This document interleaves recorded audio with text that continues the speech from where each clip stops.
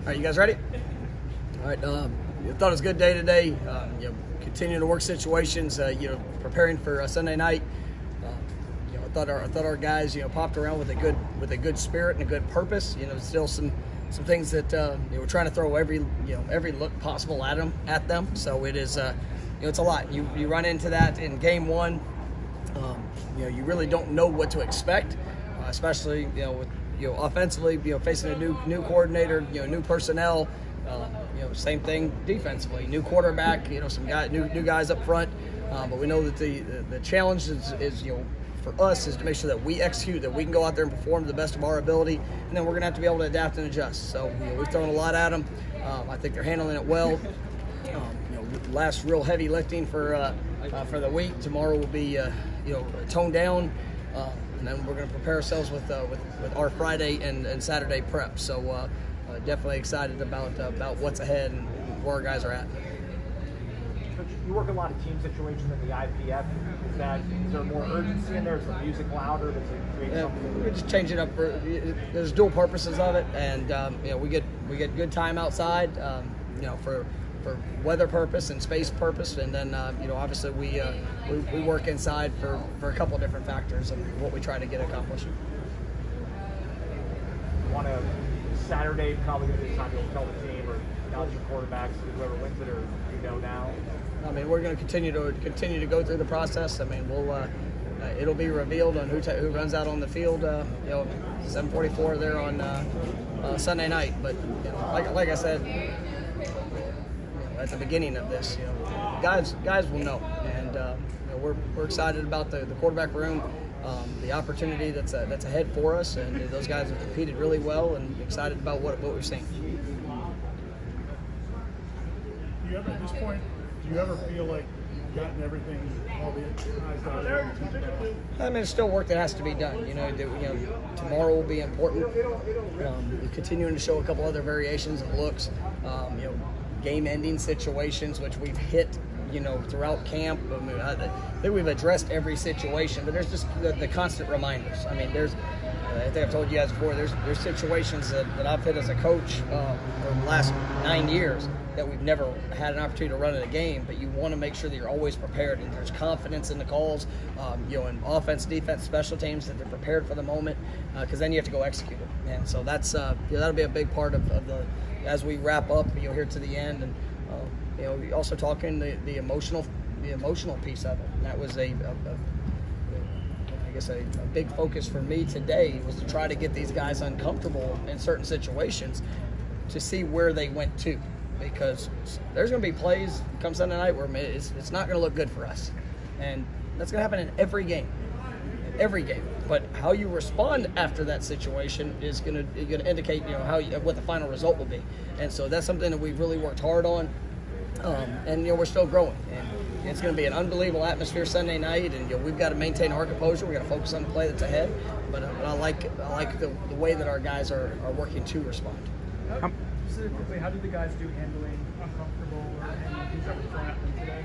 Well, I thought it was pretty solid. I mean, there were some examples to be able to point to, and I think our guys they know the reason, and but just like for any of us, when you're in an uncomfortable situation, where do you let your mind go? What's your immediate response? And those are things that we've got to be in control of come Sunday night. How excited are you to show off a game day atmosphere to recruits after not being able to do so last year?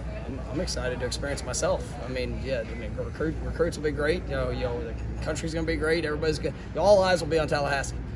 All eyes will be on what goes on. There in Doak Campbell Stadium, and we're excited. We're excited for what it is. The opportunity that we have, and now we just get to go play the game.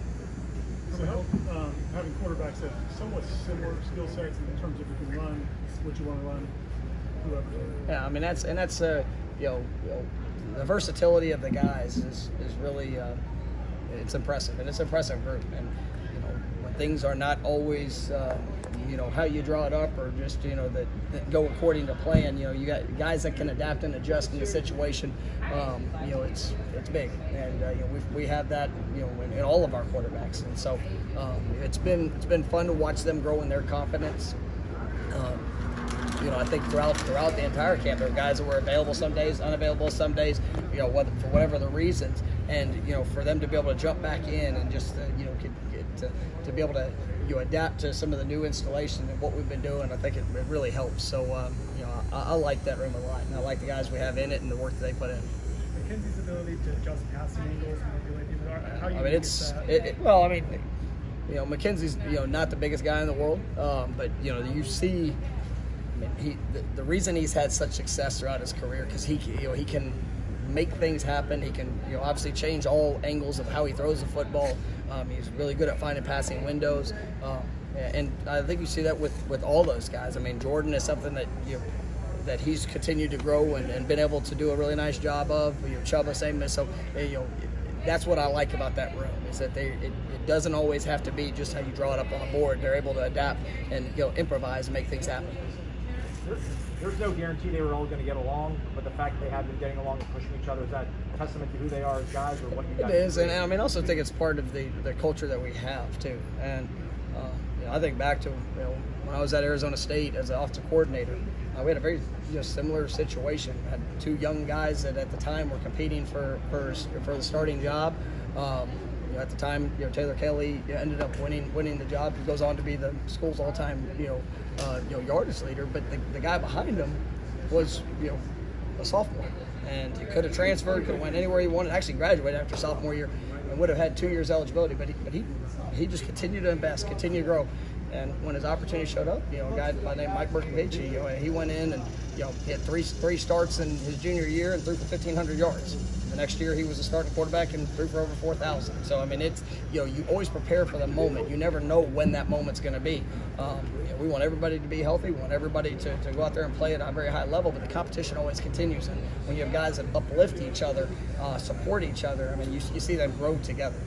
You guys are really cool. Go ahead. Well, I was just going to say, Keyshawn Helton has been pretty vocal throughout training camp and throughout practice. What kind of leadership do you see from him? Keyshawn, he is got such a tremendous leadership quality. He's very passionate in the opportunity to play the game. He's also somebody that's had the game taken away from him, throughout his career. And so, to see him come out and try to help impact others, to make sure they're making the most of the moment, I've got the utmost respect for who he is and the way he works. And really been pleased with what I've seen from him this fall camp and what we expect from him this year. Thank you.